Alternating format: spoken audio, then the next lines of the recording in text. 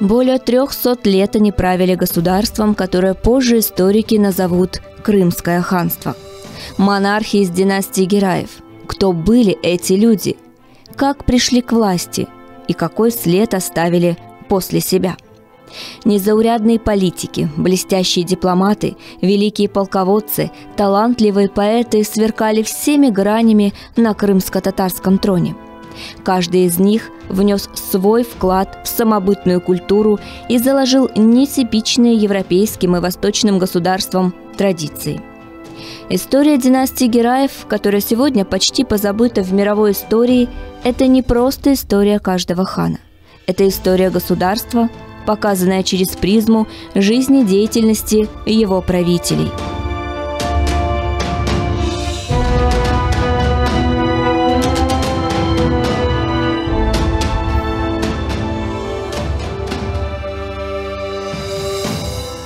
Девлет-Герай начал свое ханство с противоречивых поступков, и многие беи смотрели на него с осторожностью. Они были уверены, что этот Герай продержится на троне не больше года. Для них он все еще оставался узурпатором.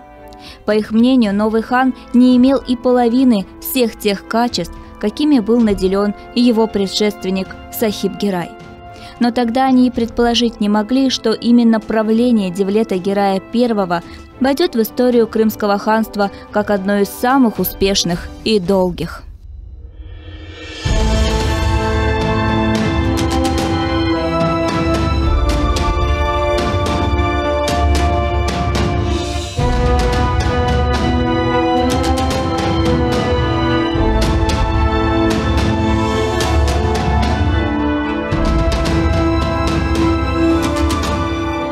Продолжив политический курс предшественника, Девлет-Герай хан превратил свою страну в мощную военную державу.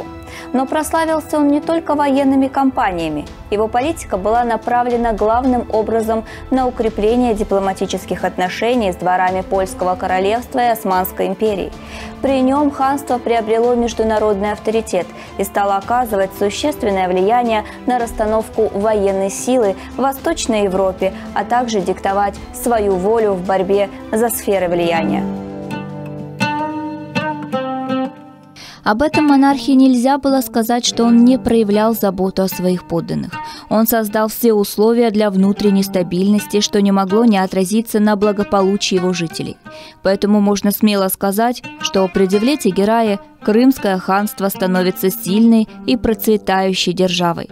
Но главное для нового хана была забота о своем престиже.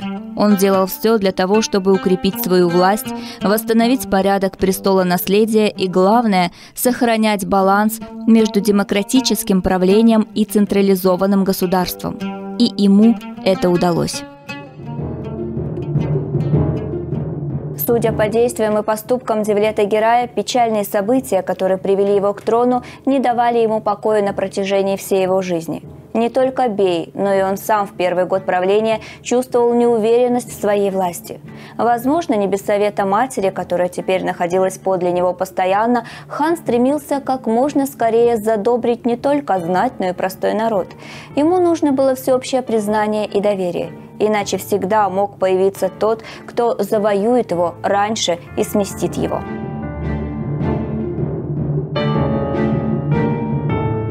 Чтобы завоевать расположение к своей персоне, а заодно искупить вину косвенным виновникам, который, вероятно, он был, Девлет-Герай объявил о начале строительства новой соборной мечети. По замыслу хана она должна была находиться в Кизлеве. Этот город он выбрал не случайно.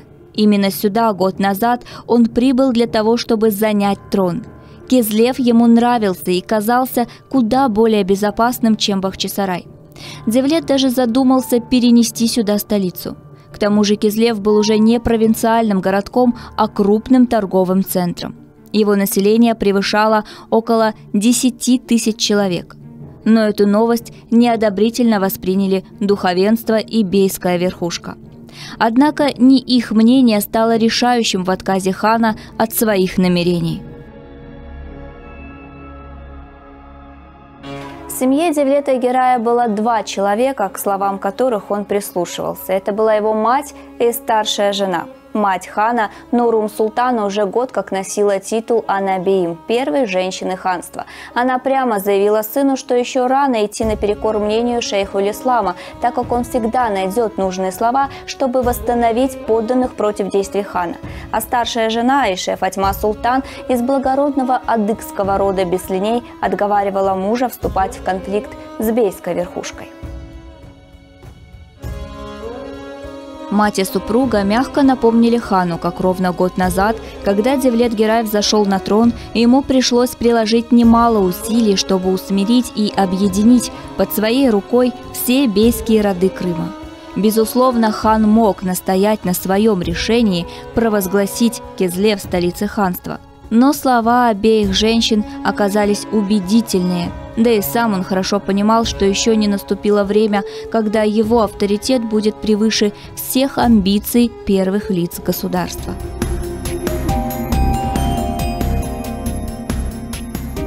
Но глава государства принял другое решение, против которого никто не посмел возражать. Он наделил Кизлев особой функцией. После того, как завершится строительство и новая соборная мечеть будет освящена, именно здесь все его наследники официально будут принимать титул Хакана – хана над ханами. Забегая вперед, отметим, что почти все крымские ханы после Девлета-Герая I официально принимали высокий титул хана именно в Кизлеве, в соборной ханской мечети, присягали на верность своему народу и только после этого торжественно направлялись в столичный Бахчисарай.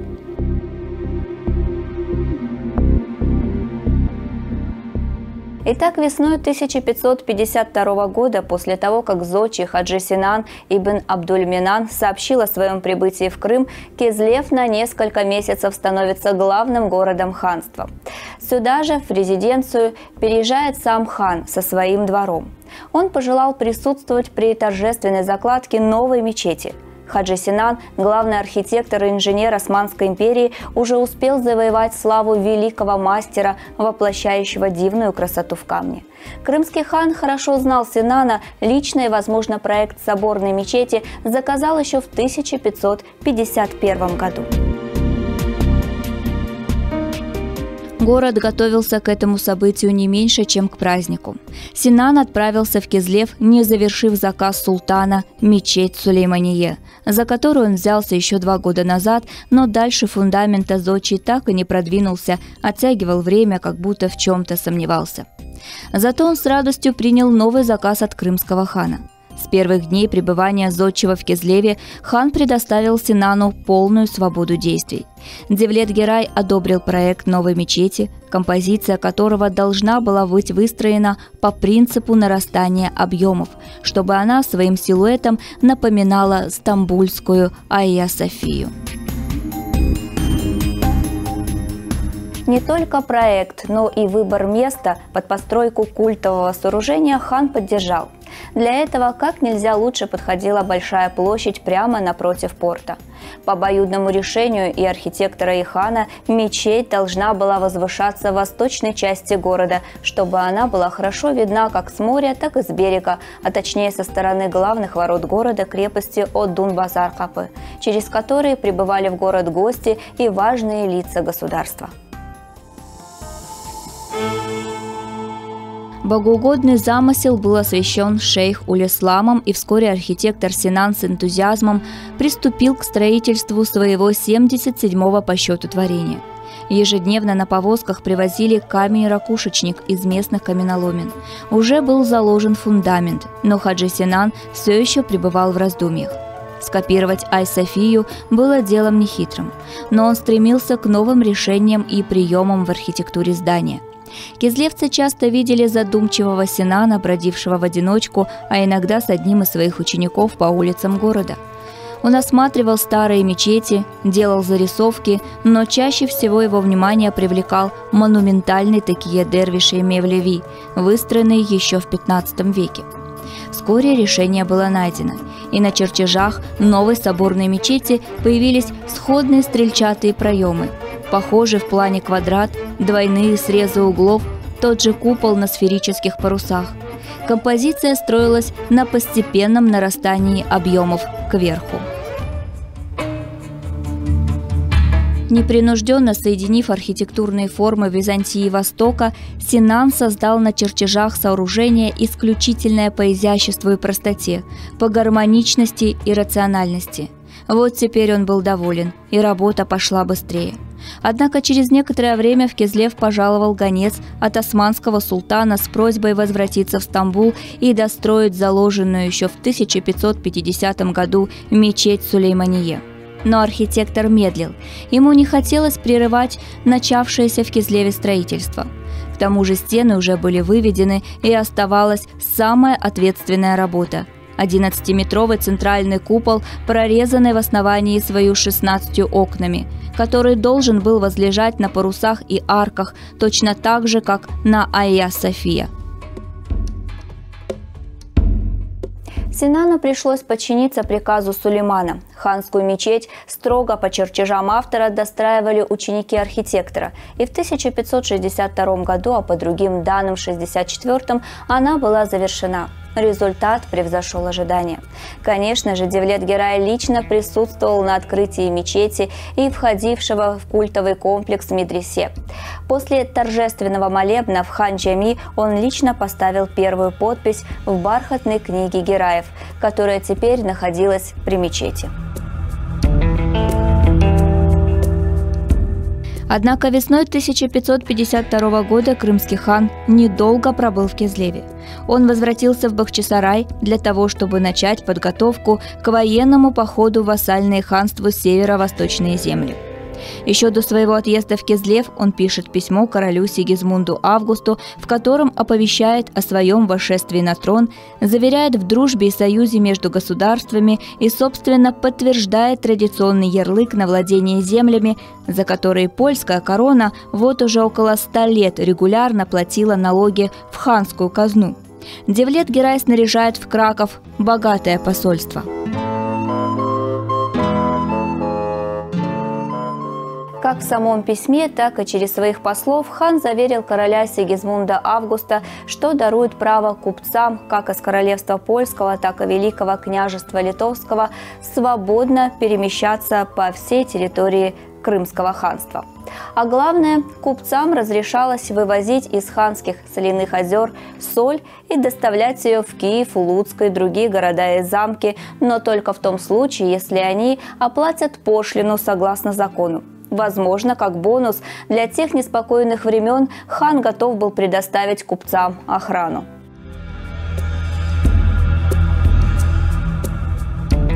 Но главное, Девлет-Герай давал слово польскому королю, что в случае внешней опасности он лично готов оберегать польское королевство. В первую очередь речь шла о Московии, с которой у польского королевства всегда были натянуты отношения из-за земельных претензий. Буквально словами: «Пусть наши враги дрожат от страха, а наши друзья радуются нашей взаимной дружбе», крымский хан сообщает, что готовит поход против своего вассала московского князя.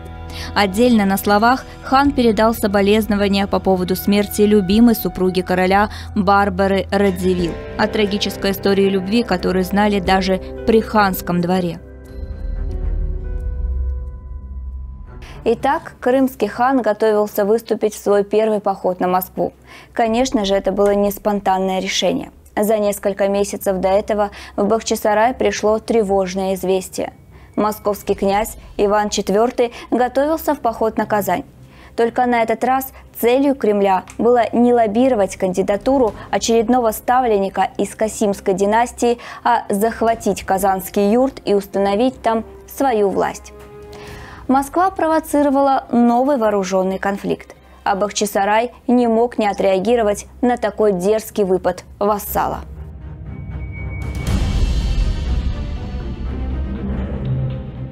На Крымском диване приняли решение выступить в поход сразу же, как только придет известие, что князь со своим войском покинул свою столицу. Тогда ханская армия переправится через Аку, служившую природным пограничным рубежом, и форсированным маршем подойдет к Москве. Придерживаясь военного плана, в июне 1552 года Девлет-Герай, возглавив армию, выступил в поход. Он мечтал завершить дело своего предшественника и раз и навсегда поставить точку в вопросе казанского юрта, но прежде следовало выяснить отношения с московским князем. Несмотря на воинственный пыл Девлета-Герая, его первая военная кампания, увы, не увенчалась успехом. На этот раз плохо сработала разведка, которая донесла, что якобы московский князь выступил на Казань. И здесь возникает вопрос, что на самом деле пошло не так? Случайность ли, прозорливость московской стороны или предательство по отношению к хану, которому в Крымском ханстве все еще не доверяли? Но как бы там ни было, а Иван IV не выступил на Казань, как о том сообщили хану. Он все еще находился под Коломной.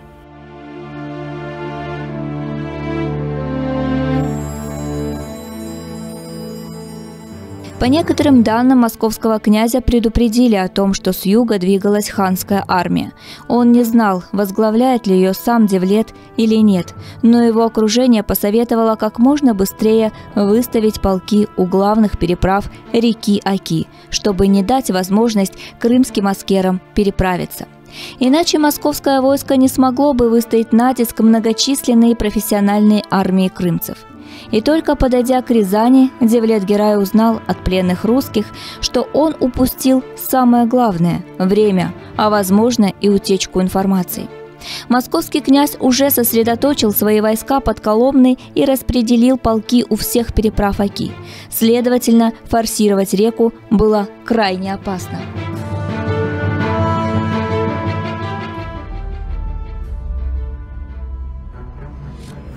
В срочном порядке был созван совет.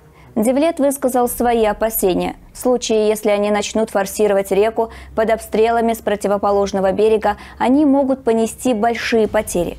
Крымский хан напомнил присутствующим опыт Сахиба-Герая 1541 года и высказал свое намерение на время отказаться от этой идеи и возвращаться домой. Девлет-Герай ясно высказался, что не был готов подвергать своих воинов опасности.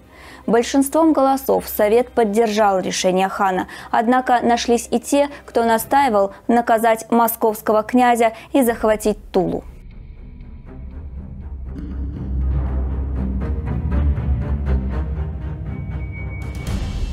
Тула не имела никакого стратегического значения для крымского хана, но перечить членам своего совета он не стал. Войска Девлета-Герая возвращались назад, через Тулу.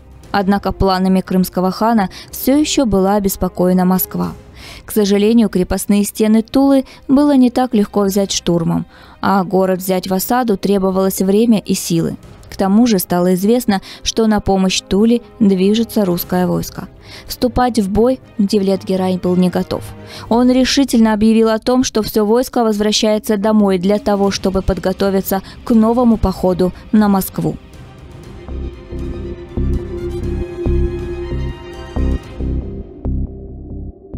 Вероятно, Девлет-Герай обладал ораторскими способностями, раз сумел убедить армию организованно отступить.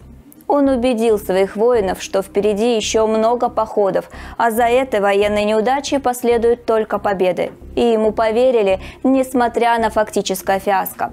Так что в Бахчисарай хан возвращался, имея поддержку в лице своих военных лидеров, а вскоре пришло печальное известие. В августе 1552 года столица Казанского юрта была окружена московской армией.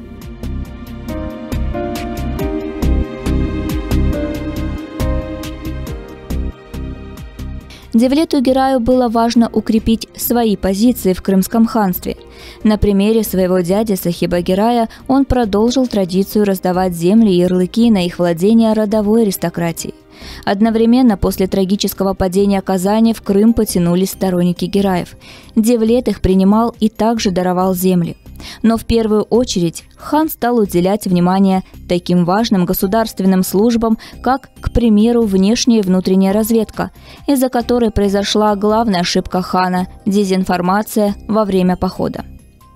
Девлет-Герай не стал новатором ханской разведки, до него она уже была, но именно он, не жалея средств, ее полностью модернизировал.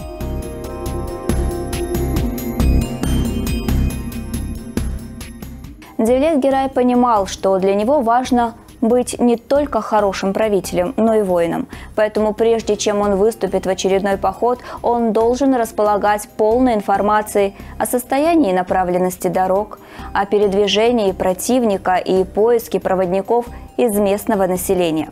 И главное – знать о численности неприятельского войска и его продвижении, и даже, возможно, расстановке сил. Всем этим должна была заниматься ханская разведка.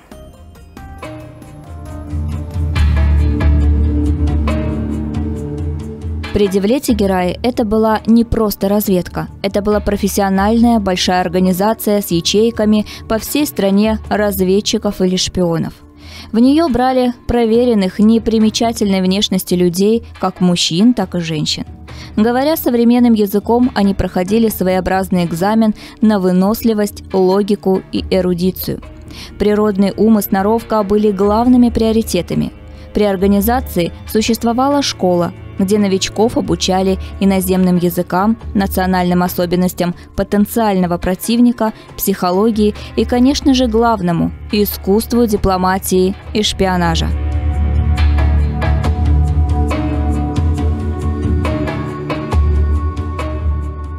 И только после курса обучения новобранец приносил присягу на верность ханской династии. Представители тайной организации не только не знали о заданиях своих коллег, но и не всегда знали их в лицо. Инструкции доставлялись в строжайшей тайне. Люди, которым была поручена разведка, получали жалования из государственной казны. Чаще под видом торговцев они отправлялись в страны Востока и Запада для сбора информации. Перед ними стояла задача узнать о настроениях жителей той или иной страны.